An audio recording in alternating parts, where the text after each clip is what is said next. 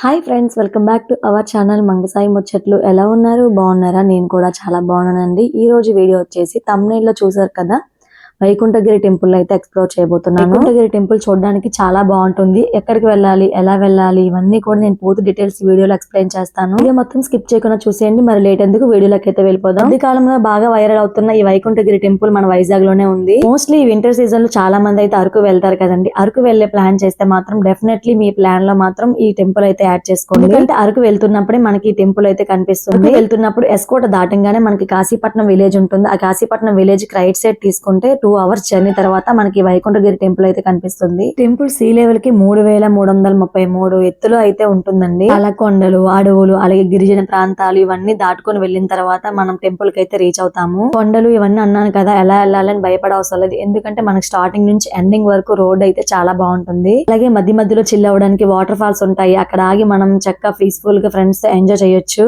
చాలా మంది ఫ్రెండ్స్ తోను, ఫ్యామిలీస్ తోను ఇక్కడ ఎంజాయ్ చేయడానికి అయితే వెళ్తూ ఉంటారు. నేచర్ ఎంజాయ్ చేసే వాళ్ళకి, అలాగే ట్రెక్కింగ్ అవన్నీ కూడా ఎంజాయ్ చేసే వాళ్ళకి ఇది ది బెస్ట్ ప్లేస్ అనే చెప్పొచ్చు. వింటర్ సీజన్ లో మీ ఫ్రెండ్స్ అండ్ ఫ్యామిలీతో ఎంజాయ్ చేయడానికి ది బెస్ట్ పిక్నిక్ స్పాట్ అని చెప్పొచ్చు. నేను ఈ ప్లేస్ కి వెళ్ళడం సెకండ్ టైం అండి. ఫస్ట్ టైం నేను వచ్చినప్పుడు అయితే సగం వరకు రోడ్ అయితే వేశారు. ఇప్పుడు మొత్తం కంప్లీట్ అయిపోయింది అనమాట. ఎక్కడ మనకి ట్రబుల్ లేకుండా ఈజీగా వెళ్ళిపోవచ్చు. బైక్స్ అయితే ఇంకా బాగుంటుంది, అలాగే కార్స్ కూడా వెళ్ళొచ్చు. ఆటోస్ లో మాత్రం ప్రిఫర్ చేయకండి, ఎందుకంటే ఆటో ఎక్కడం కొంచెం కష్టంగా ఉంటుంది. హైట్ కి వెళ్తున్న కొద్దీ మేఘాలు మనం టచ్ చేస్తున్నట్లు ఉంటాయండి. అబ్బాబ్బా, చూస్తే మాత్రం చాలా అదిరిపోతుంది ఆ ప్లేస్. నేనైతే కొంచెం ఎండగా ఉన్నప్పుడు వెళ్ళాను. మీరు కొంచెం ఈవినింగ్ టైంలో వెళ్తే మాత్రం డెఫినెట్లీ మీకైతే మేఘాలు తాకుతూ ఉంటాయి. నేను లాస్ట్ ఇయర్ అయితే క్లౌడ్స్ ని టచ్ చేసిన ఎక్స్పీరియన్స్ చేశాను. మీరు అవి చూడాలనుకుంటే నా వీడియోస్ లో నేను లాస్ట్ ఇయర్ అయితే ఆ వీడియో పోస్ట్ చేశాను. ఒకసారి నా వీడియోస్ లోకి వెళ్ళి చెక్అౌట్ చేయండి. కనిపిస్తుంది కదా టెంపుల్, అదే టెంపుల్ అన్నమాట. మనకి కాశీపట్నం నుంచి టెంపుల్ దగ్గరికి కొండలన్నీ దాటుకుంటూ రావడానికి 2 hours అయితే పడుతుంది. ఫైనల్లీ టెంపుల్ దగ్గరికి అయితే రీచ్ అయిపోయాము. ఇక్కడ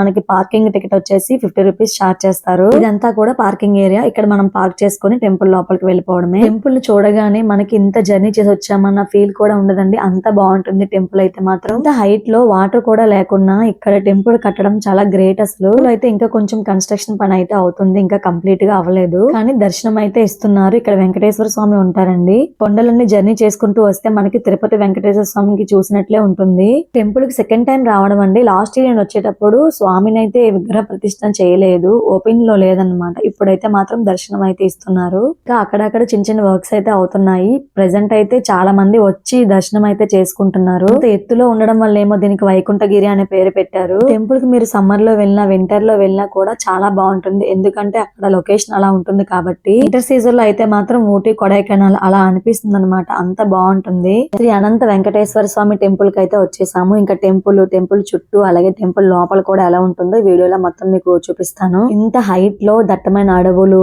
అలాగే చెట్లు ఇవన్నీ దాటుకుంటూ ఎటువంటి ఫెసిలిటీ లేని ఇలాంటి ప్లేస్ లో టెంపుల్ కట్టడం అంటే మాటలు కాదండి. మేము ఇక్కడ ఉన్న వాళ్ళని అడిగాము, అసలు వాటర్ అది ఉండదు కదా, ఎలా అయింది అని అంటే ట్యాంకర్స్ తో వాటర్ అయితే తీసుకొచ్చేవాళ్ళంట. ఇలాంటి థాట్స్ రావడం చాలా గ్రేట్.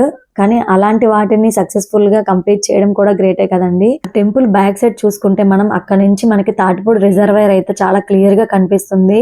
ఎప్పుడైనా ఈ టెంపుల్ కి వెళ్ళినట్లయితే ఒకసారి ట్రై చేయండి చూడడానికి. ఎందుకంటే కొంచెం ముందుకు వచ్చి చూడాలి లొకేషన్ అనేది. టెంపుల్ కి ఎటువైపు నుంచి చూసినా కూడా చుట్టూ లోయలు, ఈ క్లౌడ్స్ ఇవన్నీ చూస్తుంటే ఆ ఎక్స్పీరియన్స్ నేను చెప్పేదానికన్నా మీరు చూస్తే ఇంకా మీకు బాగా నచ్చుతుంది. సార్ టెంపుల్ మొత్తం ఒక లుక్ వేసేయండి.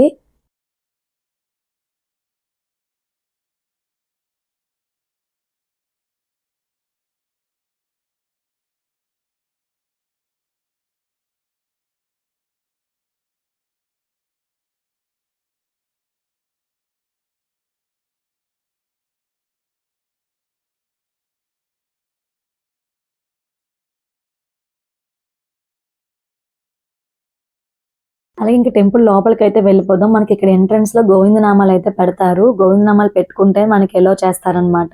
ఈ రూల్ నాకు చాలా బాగా నచ్చింది. ఎందుకంటే మన టెంపుల్స్ అన్నింటిలో కూడా ఇలాంటి ఒక రూల్ అయితే పెట్టాలి. నేను మా వారు కూడా నామాలు పెట్టించేసుకున్నాం. ఇంకా దర్శనానికి అయితే వెళ్ళిపోతున్నాం. నేను సెకండ్ టైం రావడం అని చెప్పాను కదా. ఫస్ట్ టైం వచ్చేటప్పుడు మేము ఫ్యామిలీతో నలుగురమే వచ్చాము. కానీ ఇప్పుడు అమ్మా నాన్న అందరినీ కూడా తీసుకొచ్చాను. వాళ్ళైతే టెంపుల్ చూసి చాలా హ్యాపీగా ఫీల్ అయ్యారు. వాళ్ళకి చాలా బాగా నచ్చింది. ఇక్కడ స్టార్టింగ్ రాగానే గోదా అమ్మవారు, అలాగే లక్ష్మీ అమ్మవారు కూడా రెండు వైపులా దర్శనం ఇస్తారు. అమ్మవారు దర్శనం చేసుకుని తర్వాత మనం వెంకటేశ్వర స్వామి దర్శనం అయితే చేసుకోవాలి.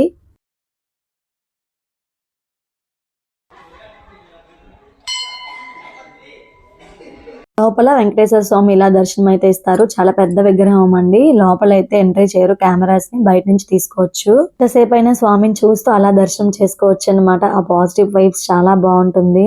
వీడియో చూస్తున్న వాళ్ళు ఎవరైనా టెంపుల్ కి వచ్చినట్లయితే కామెంట్ చేయండి. ఇంకా రాలేదు అన్న వాళ్ళు డెఫినెట్లీ ఒకసారి విజిట్ చేయండి.